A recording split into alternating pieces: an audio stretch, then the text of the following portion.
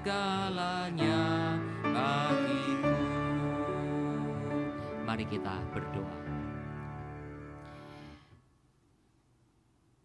Engkaulah segalanya bagi kami ya Tuhan. Tuhan yang kami kenal dalam Yesus Kristus. Dan kami yang boleh memanggil dan menyebut nama Bapa di surga. Oleh karena juga Roh Kudus yang telah memampukan kami untuk berseru kepada Bapa. Tuhan Allah Tritunggal, Tuhan kami, tolonglah ketika kami mau membaca dan merenungkan firman-Mu di Minggu Prapaskah yang kelima ini. Tolong hamba-Mu untuk bisa menyampaikan dengan baik apa yang sudah dipersiapkannya. Tolong semua umat-Mu, anak-anak-Mu, Bapa mendengar dengan baik. Dan Roh Kudus yang berbicara kepada setiap kami semua. Dan biarlah firman itu menguatkan iman kami untuk mengikut Tuhan. Terima kasih ya Bapa, berkatilah kami semua. Dengar doa kami yang kami panjatkan dalam nama Tuhan Yesus Kristus. Amin. Mari kita membaca bersama-sama dua bagian nats firman Tuhan, Mazmur 22 ayat 15 sampai 18 dan kedua Sakaria 12 ayat yang ke-10. Mazmur 22 ayat 15 sampai 18 demikian firman Tuhan. Seperti air tercurah dan segala tulangku terlepas dari sendinya, hatiku menjadi seperti lilin hancur luluh di dalam dadaku. Kekuatanku kering seperti beling, lidahku melekat pada langit-langit mulutku, dan dalam debu maut kau letakkan aku. Sebab anjing-anjing mengerumuni aku, gerombolan penjahat mengepung aku, mereka menusuk tangan dan kakiku. Segala tulangku dapat kuhitung, mereka menonton, mereka memandangi aku. Kita akan lihat kemudian di dalam Sakaria 12 ayat 10 demikian firman Tuhan. Aku akan mencurahkan roh pengasihan dan roh permohonan atas keluarga Daud dan atas penduduk Yerusalem. Dan mereka akan memandang kepada Dia yang telah mereka tikam dan akan meratapi Dia seperti orang meratapi anak tunggal dan akan menangisi Dia dengan pedih seperti orang menangisi anak sulung. Demikian bacaan firman Tuhan. Berbahagialah kita yang membaca, merenungkan dan melakukannya dalam kehidupan kita. Saudara, saya memberikan tema Yesus disalibkan. Saudara, tema ini terlihat gampang dan memang kita dalam minggu-minggu Prapaskah bahkan Jumat Agung kita sudah tahu semua Yesus memang disalibkan. Tapi saudara, menurut saya kita tidak boleh memiliki hati yang congkak. Dalam arti, saya sudah tahu, saya tidak mau tahu lagi. Saudara, bukan demikian. Harusnya sikap kita. Kita tetap harus memiliki hati yang rendah hati, mau belajar firman Tuhan. Saudara, kita tidak maha tahu. Memang betul kita sudah tahu beberapa hal dalam kehidupan kita. Khususnya dalam pengalaman-pengalaman kita. Masa lalu kita. Kita yang sudah membaca Alkitab, kita juga tahu mengingat beberapa ayat Alkitab. Betul. Tetapi kita tidak tahu semua. Kita tidak maha tahu. Nanti jam 12 pun akan terjadi apa kita tidak tahu kok. Jadi saudara, seharusnya kita punya sikap yang terus mau belajar dan mau belajar akan firman Tuhan khususnya. Terlebih lagi karena itu menyangkut pemahaman kita, pengenalan kita akan Tuhan dan juga iman kita kepada Tuhan. Saudara, Yesus disalibkan. Saudara, ketika mendengar kata disalibkan, kita langsung tahu dan kita langsung asosiasi kepada hukuman salib. Hukuman salib sudah ada di dunia kuno. Memang banyak pendapat, saudara. Saya tidak mungkin menceritakannya kepada saudara. Tetapi saya membaca satu tulisan dari seorang profesor yang bernama Michael Cook, saudara. Dia coba menyelidiki dan juga kemudian mencari arkeologi peninggalan-peninggalan, khususnya catatan-catatan sejarah. Menurut beliau, diperkirakan mungkin hukuman salib sudah terjadi di abad 17 sebelum Masehi. Di daerah sekitar Babilonia dan Mediterania. Jadi memang ini dunia kuno, ya, dunia Timur Tengah kuno. Saudara, disitulah saudara ada catatan bahwa hukuman salib mulai dilaksanakan. Saudara, Alkitab juga pernah mencatat sudah di kitab Ester ketika Haman merencanakan menggantung Mordekai, ya. Itu di zaman kitab Ester yang memang saudara bukan abad 17 sebelum Masehi, saudara. Tapi kitab Ester itu kira-kira sebelum Masehi, ya. Itu memang terjadi perbedaan pendapat. Tapi di zaman Musa, saudara, juga sudah ada pernah tercantum dikatakan tentang orang yang digantung. Jadi saudara yang dikasih oleh Tuhan, kalau kita sebut Musa, kita langsung berasosiasi, saudara, ya, bagaimana bangsa Israel keluar dari tanah Mesir menuju ke tanah Kanaan. Nah, saudara, kita tidak perlu mendebatkan itu karena memang ini bukan wilayahnya untuk berdebat. Namun di zaman Tuhan Yesus, di masa pemerintahan Romawi atau kekaisaran Romawi, hukuman salib adalah hukuman yang umum, ya. Banyak sekali pemberontak dan penjahat yang dihukum salib. Karena itu saya membaca artikel, Yesus bukan satu-satunya orang yang disalibkan. Itu betul. Karena di zaman Romawi banyak orang disalibkan. Pernah suatu Nero di kota Roma orang Kristen juga disalibkan. Sampai orang Kristen yang disalibkan itu menjadi obor penerang di jalan-jalan di kota Roma. Ya saudara. Kemudian banyak sekali kekaisaran-kekaisaran melakukan penghukuman salib kepada orang-orang yang melanggar, ya, yang menjadi musuh negara, penjahat, pemberontak dan sebagainya. Dan orang Yahudi juga termasuk yang banyak menghadapi hukuman salib. Karena memang orang Yahudi beberapa kali memberontak terhadap kekaisaran Roma. Sehingga saudara kalau artikel itu katakan Yesus bukan satu-satunya orang yang disalibkan. Itu betul. Saudara tidak perlu kaget. Tetapi yang saudara dan saya harus renungkan bersama-sama adalah Yesus disalibkan itu bukan sekedar kebiasaan pada umumnya. Tadi saya katakan sudah di kebaktian pertama, terjadi hal yang aneh sudah. Pada waktu Yesus diadili, nanti akhirnya Yesus dihukum salib. Yang aneh apa saudara? Yang meminta Yesus untuk disalibkan adalah mahkamah agama Yahudi.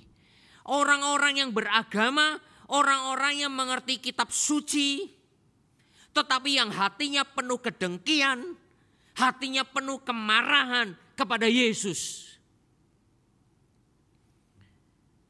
Yesus yang disalibkan itu di dalam Alkitab dikatakan dia diserahkan kepada orang-orang berdosa. Nah, saudara, sekali lagi saya tidak bisa menjelaskan semuanya, saudara. Kalau saudara ingat khotbah saya 2 minggu yang lalu, seorang rabi Yahudi yang bernama Edersheim, ya kan? Dia rabi Yahudi berarti mengerti perjanjian lama dengan baik. Tapi ketika dia mengerti perjanjian lama bagaimana penerapannya, akhirnya dia membaca perjanjian baru dan dia bertobat menerima Yesus. Lalu dia mendata.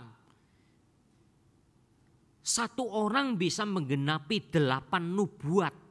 Itu kemungkinannya sampai 1 berbanding 1 miliar. Betul, 1 miliar. Waduh sudah, Sedangkan Yesus menggenapi 456 nubuat. Luar biasa. Kayak itulah sudah saya katakan, orang yang katakan Kristen tidak sungguh-sungguh mengerti firman Tuhan, tidak bisa mencintai Tuhan dengan sungguh-sungguh. Karena itu sudah orang yang menyebut diri Kristen, tidak mencintai Tuhan, tidak mencintai Alkitab, dia merenungkan firman Tuhan baik-baik. Dia gampang untuk apa? Dibelokkan, gampang untuk menjadi apa? Goncang imannya. Saudara, 456 nubuat. Mengapa saya membaca Mazmur saudara dan Sakaria? Karena perjanjian lama. Nah, ini juga kejelekan orang Kristen. Maunya perjanjian baru. Karena perjanjian baru kayak kelihatannya lebih familiar dengan kita. Rasanya perjanjian baru banyak kita dengar khotbahnya.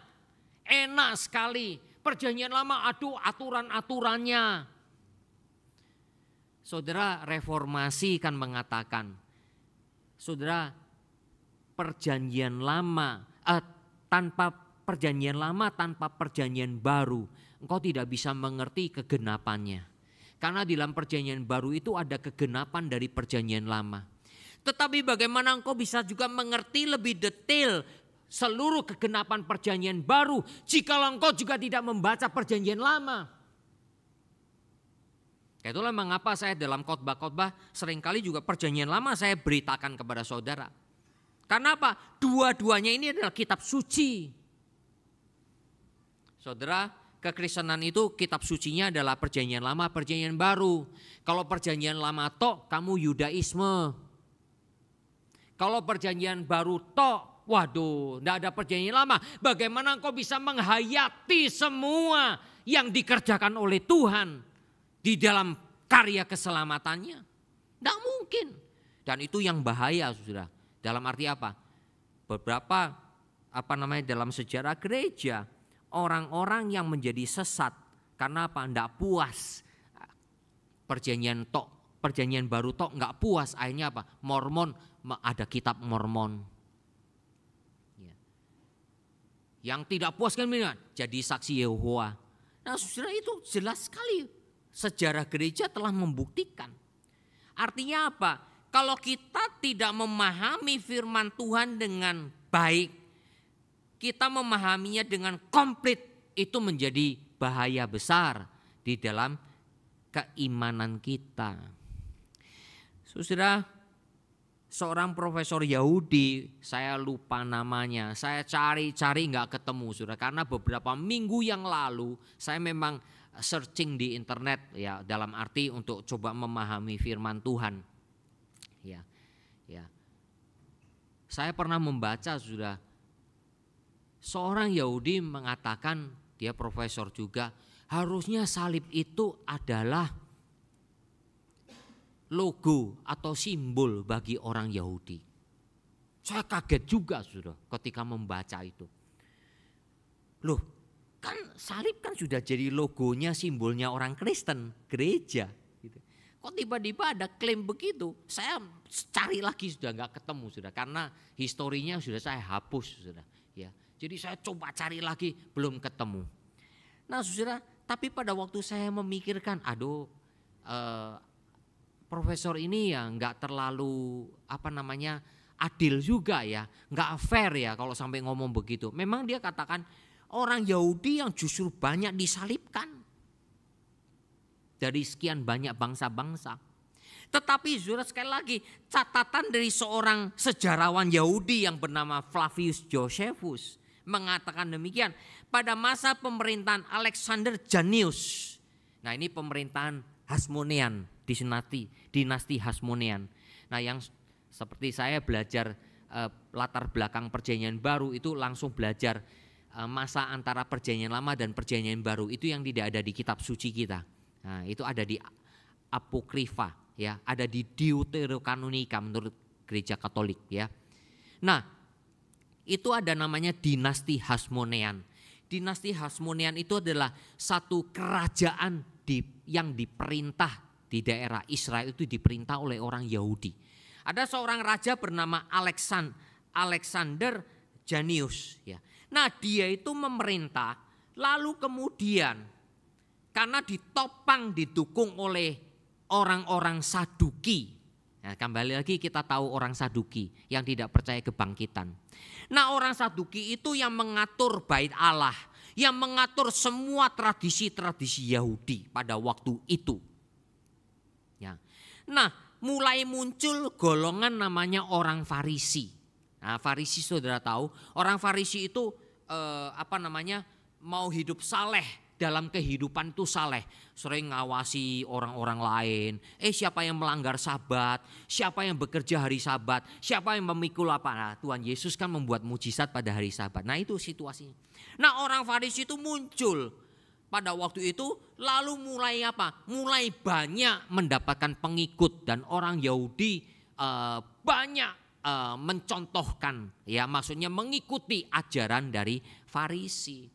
Nah akhirnya orang-orang Saduki itu kesel, jengkel, marah karena merasa ada saingan. Akhirnya lewat pemerintahan Janius itu sudah orang Saduki meminta orang-orang Farisi disalibkan. Dan tercatat oleh Flavius Josephus 800 orang Farisi disalibkan sekaligus. Jadi saudara, jadi lucu sekali ya, memang satu sisi lucu ya. Kok menuntut salib menjadi simbolnya orang Yahudi? Bukankah orang Yahudi menyalibkan orang Yahudi sendiri? Bahkan juga saudara, Tuhan Yesus juga disalibkan oleh mahkamah agama. Saudara, salib memang telah menjadi lambang simbol gereja orang Kristen. Oleh karena di zaman pemerintahan Romawi sudah ketika Konstantinus Agung bertobat menjadi Kristen dan katanya dalam ceritanya dia melihat salib ya sehingga dia bertobat, sehingga dari situlah sudah mulai Konstantinus Agung hukuman salib di Romawi dihapuskan untuk menghormati Yesus yang disalibkan. Dan akhirnya salib menjadi simbol. Tapi saudara tahukah saudara simbol mula-mula gereja mula-mula apa? Khususnya yang ada di kok lupa saya namanya. Orang Kristen sering lari dari kelompok masyarakat, bukan karena orang Kristen itu menyendiri, tapi mereka diusir, mereka tidak boleh berkumpul dengan mereka. Sehingga mereka harus tinggal di lorong-lorong goa-goa buatan manusia, namanya katakum, ya katakombe tulisannya. Nah saudara, dulu lambangnya orang Kristen itu bukan salib, tapi ikan.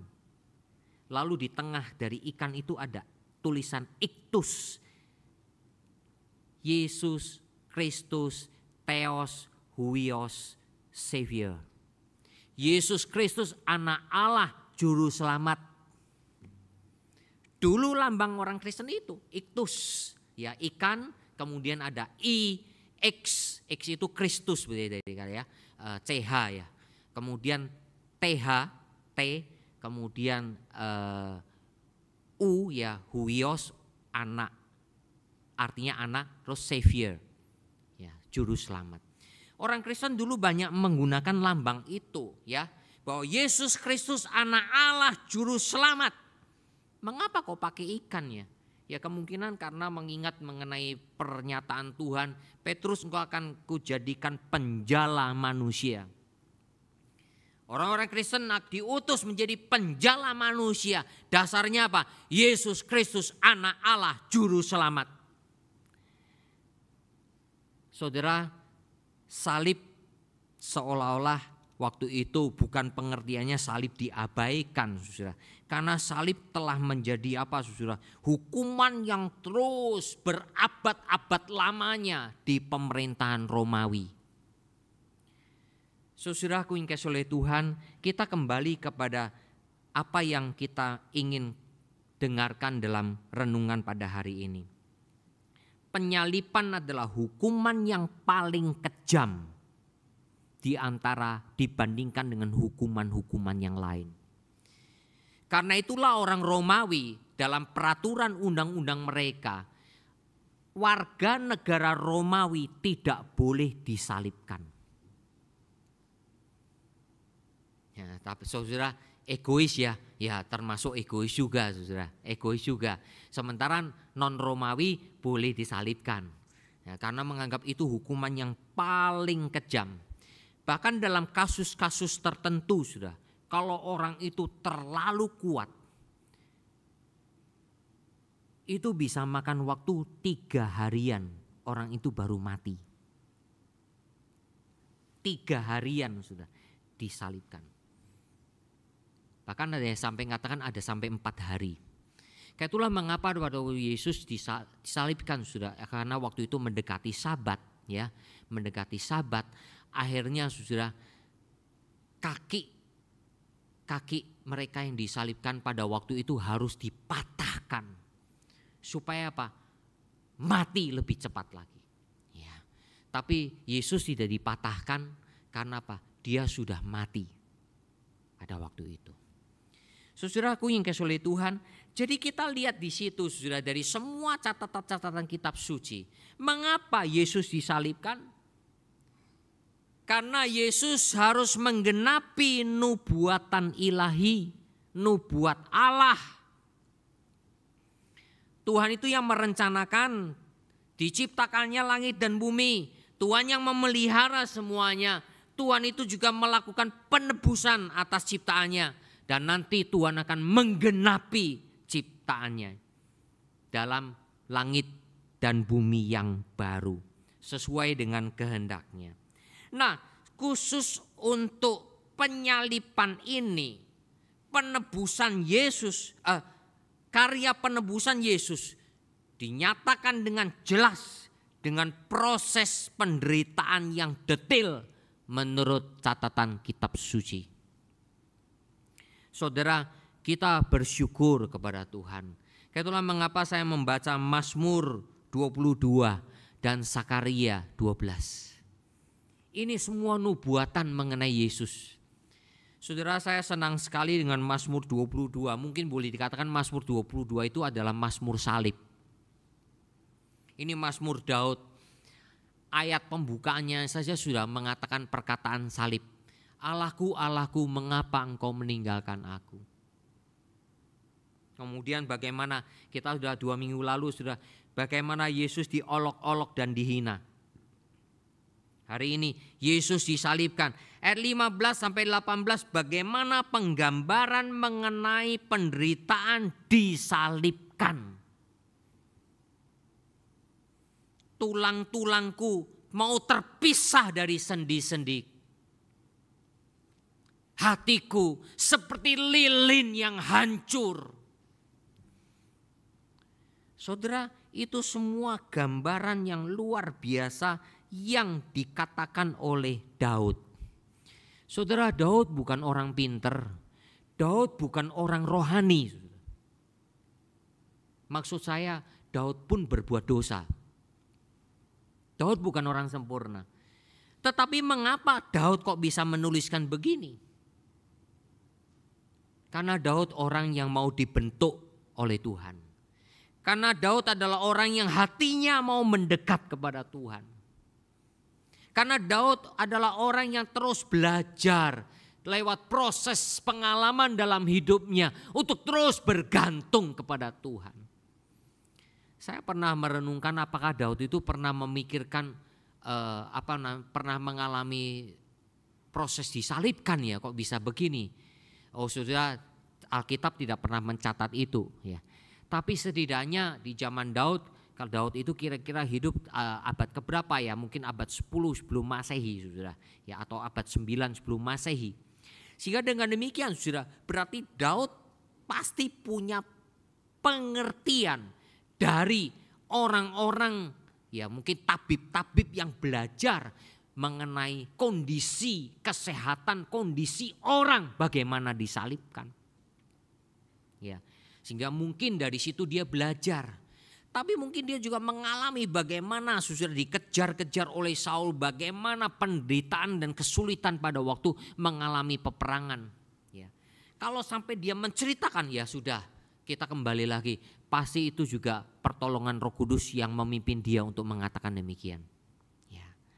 Saudara yang kasih oleh Tuhan, jadi Yesus memang bukan satu-satunya orang yang pernah disalibkan. Karena itu saudara, akhirnya ditemukan di Romawi, ya daerah Romawi, satu lukisan, ya suatu grafiti. Tolong ditampilkan. Ya. Nah ini saudara disebut Alexamenos Graffito.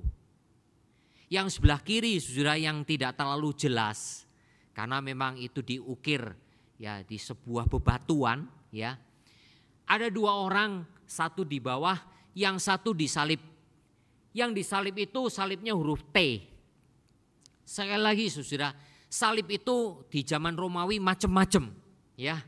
Ada yang salib T, ada yang seperti yang kita ini, terus ada juga yang salib betul-betul silang gitu ya, tanda X dan yang lain-lain.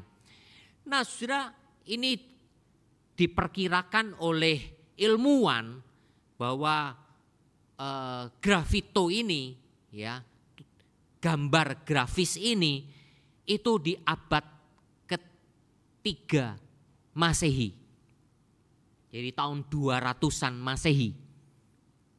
Ya. Nah, orang yang disalib itu kepalanya keledai. Sedangkan orang yang dibawa itu kepala manusia. Lalu tulisannya Alexamenos, ya, menyembah dewanya. Jadi itu bahasa Yunani, sudah. Alexamenos menyembah dewanya. Mengapa ada grafis demikian? Seolah-olah saudara menyembah orang yang disalibkan itu seperti menyembah keledai. Dan orang yang disalibkan itu seperti kebodohan. Keledai kan lambang kebodohan. Nah, ini mungkin seperti yang dikatakan oleh Paulus, itu tercatat di dalam 1 Korintus 1 ayat 18. Saya akan bacakan untuk saudara sekalian. Sebab pemberitaan tentang salib memang adalah kebodohan bagi mereka yang akan binasa. Tetapi bagi kita yang diselamatkan, pemberitaan itu adalah kekuatan Allah.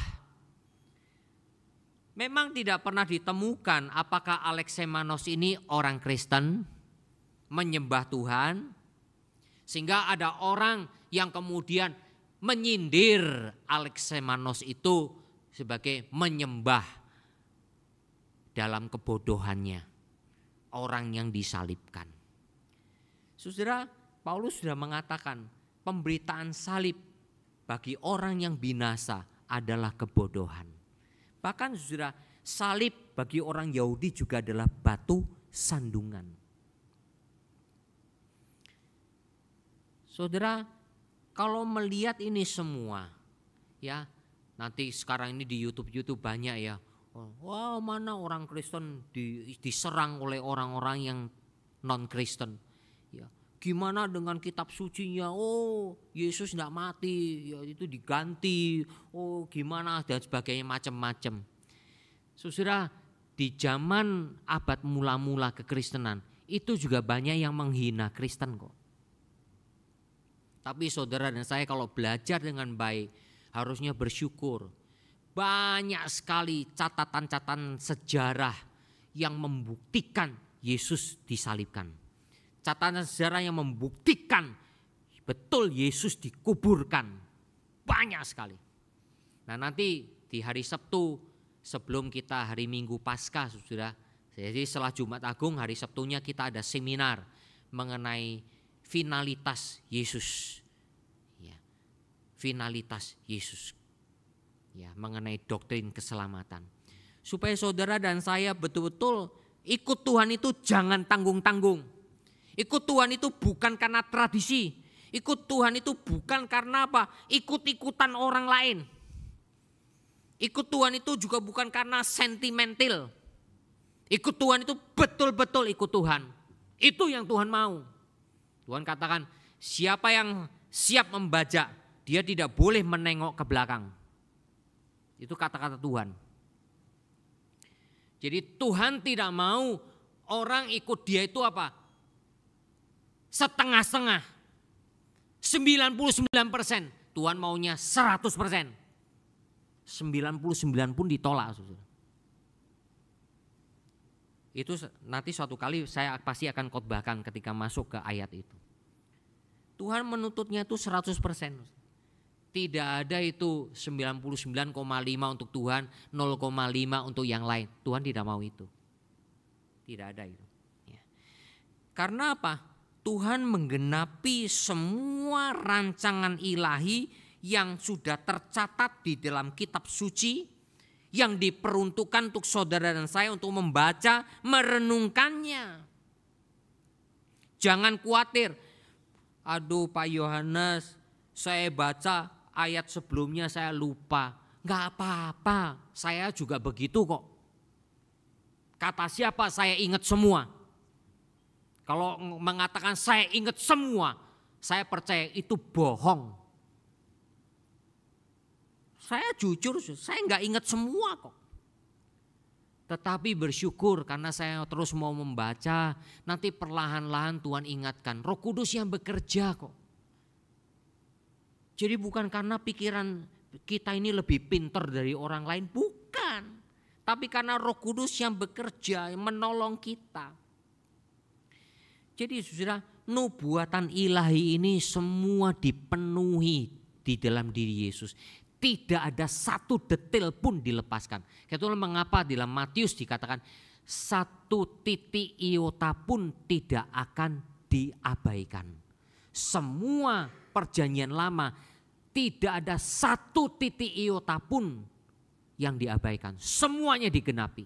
Satu demi satu ayat-ayat Alkitab digenapi. Saya terus mikirin 456 sudah. Saya sudah ngomong sudah. Yohanes Pembaptis itu menggenapi beberapa nubuatan, ya. Dia makanannya belalang dan minumannya madu, gitu kan? Pakaiannya pakai kulit binatang. Kemudian dia berseru-seru di padang gurun, meluruskan bagi jalan Tuhan. Itu pun satu orang menggenapi 3 nubuat pun itu sudah orang besar. Ini Yesus sudah 456 nubuatan.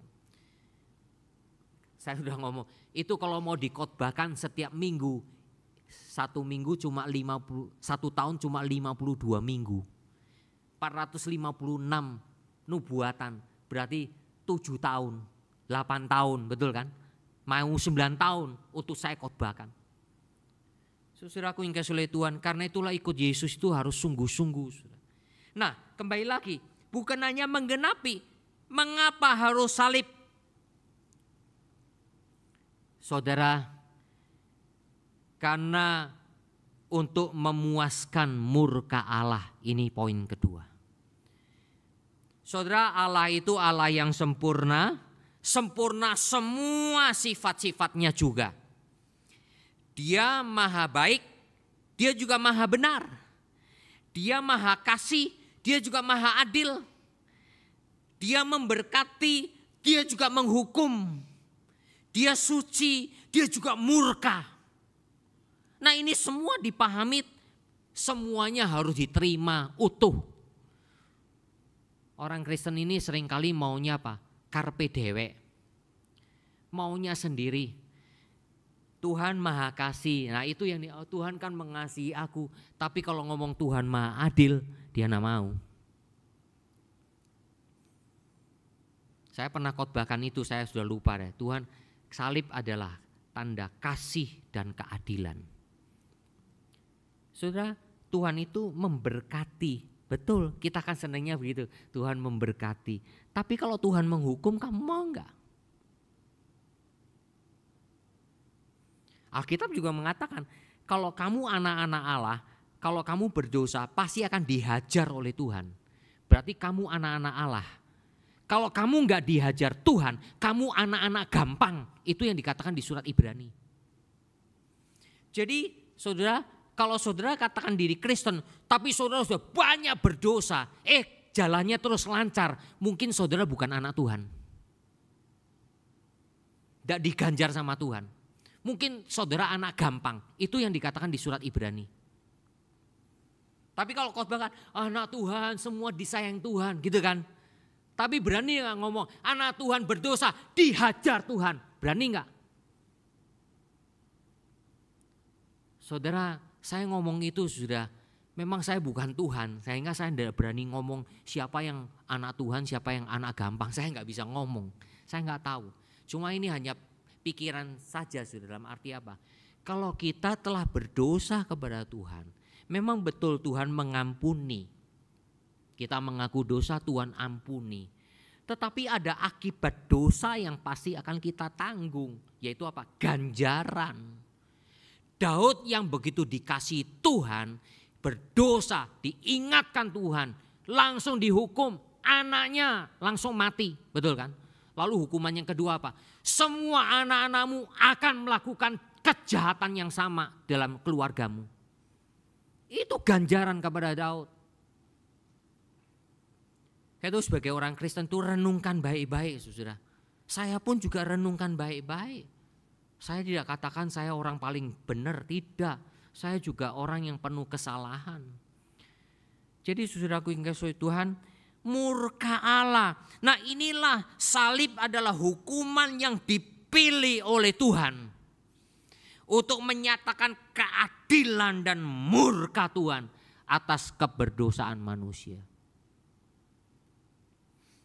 Yesus disalibkan.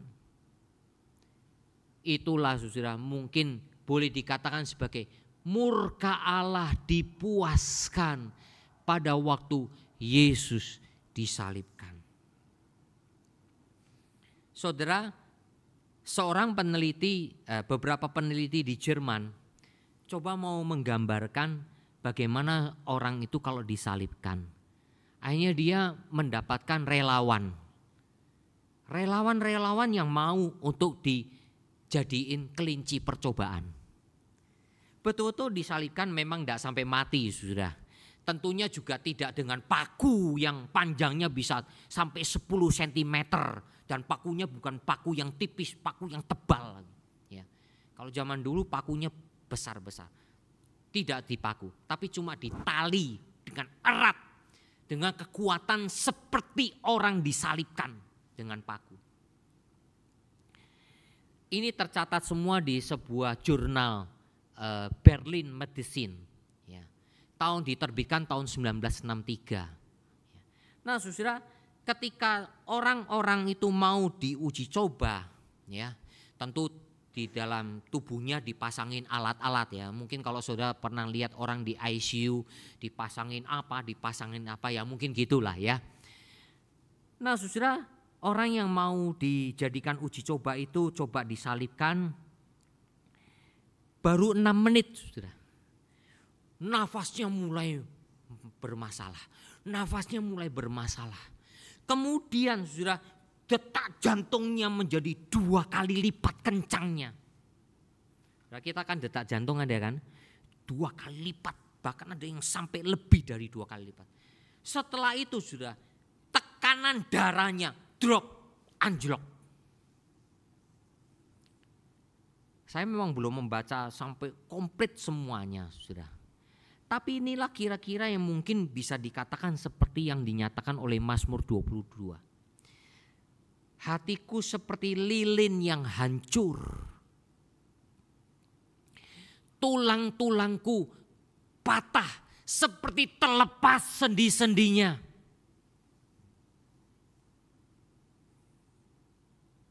Saudara, kita kalau sakit sendi aja sudah apa? Sakit sekali kan, nggak bisa jalan.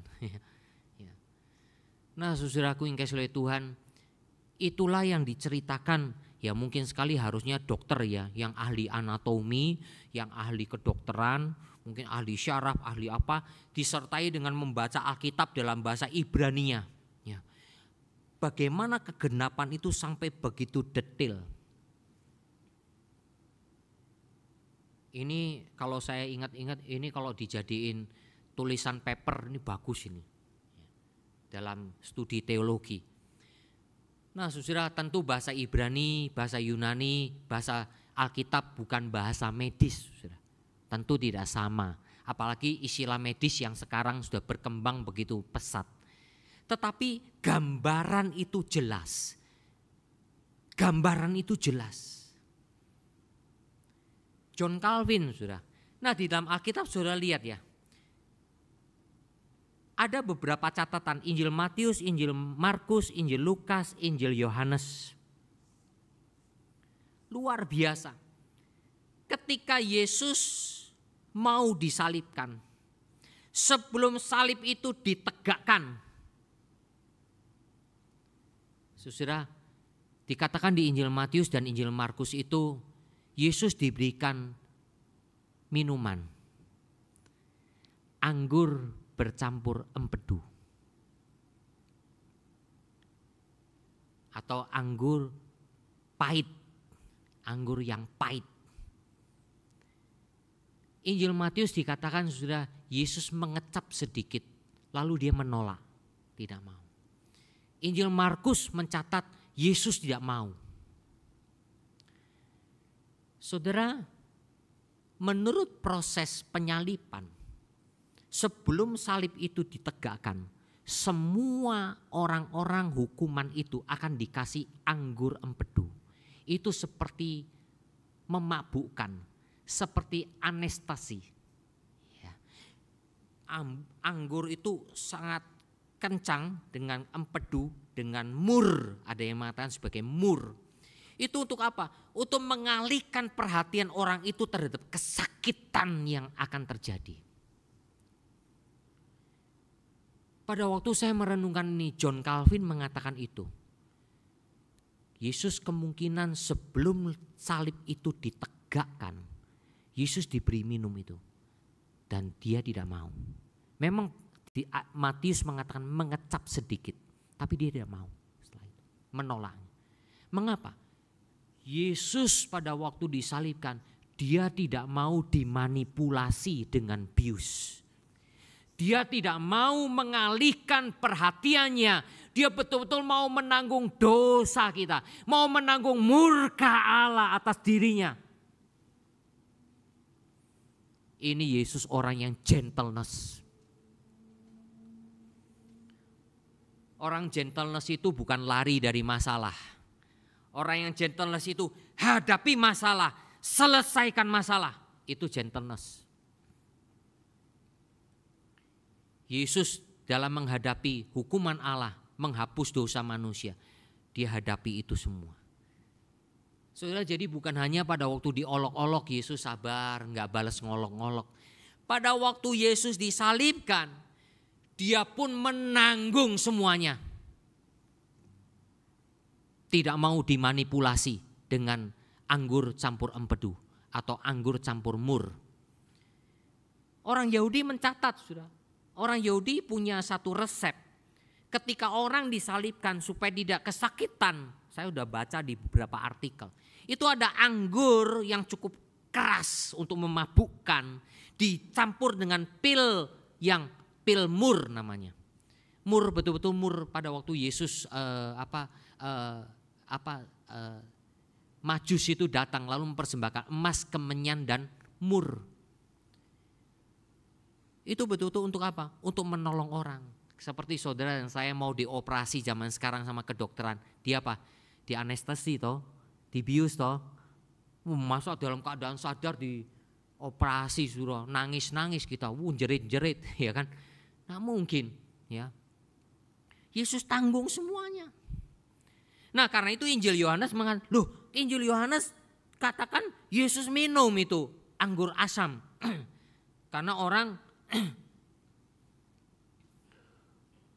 ketika Yesus disalibkan, kemudian orang juga mengambil dari hisop anggur asam, lalu ke atas mulut Yesus dan Yesus akhirnya apa? Minum anggur asam di atas salib. Itu lain lagi, saudara. Itu lain lagi.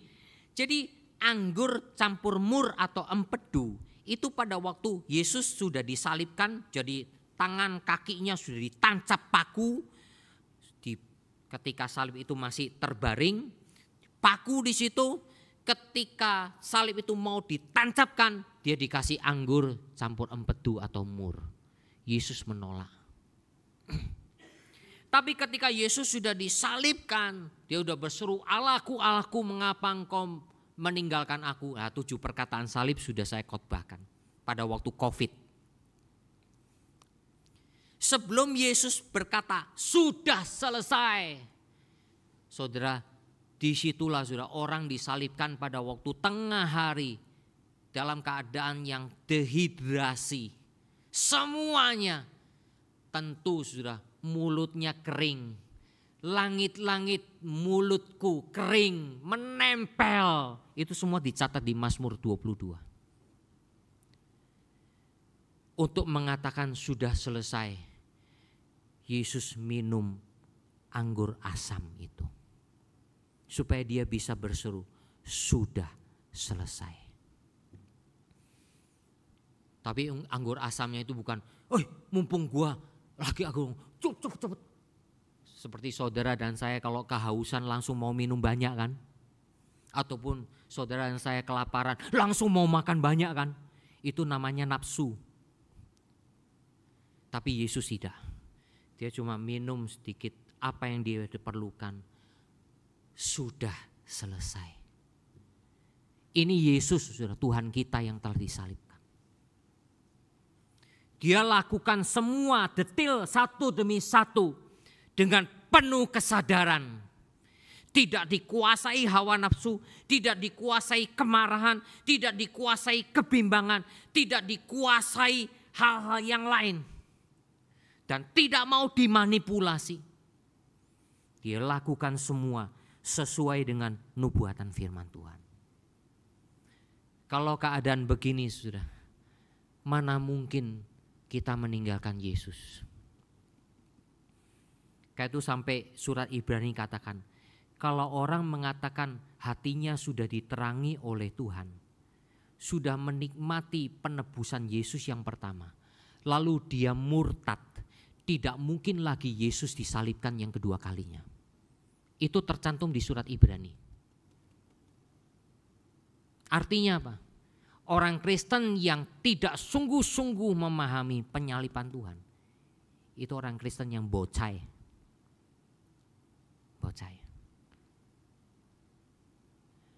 Tapi orang Kristen yang sungguh-sungguh, dia tidak mungkin akan apa? Ya, memang kembali lagi kita penuh kelemahan. Tetapi Tuhan akan tolong kita. Tuhan akan kuatkan kita. Dasarnya apa? Tuhan dan firman-Nya. Bukan saya, bukan orang lain, tapi Tuhan dan firman-Nya. Kiranya firman Tuhan ini menolong kita semua bagaimana kita bersungguh-sungguh dalam mengikut Tuhan seluruhnya sepanjang hidup kita. Amin. Mari kita berdoa.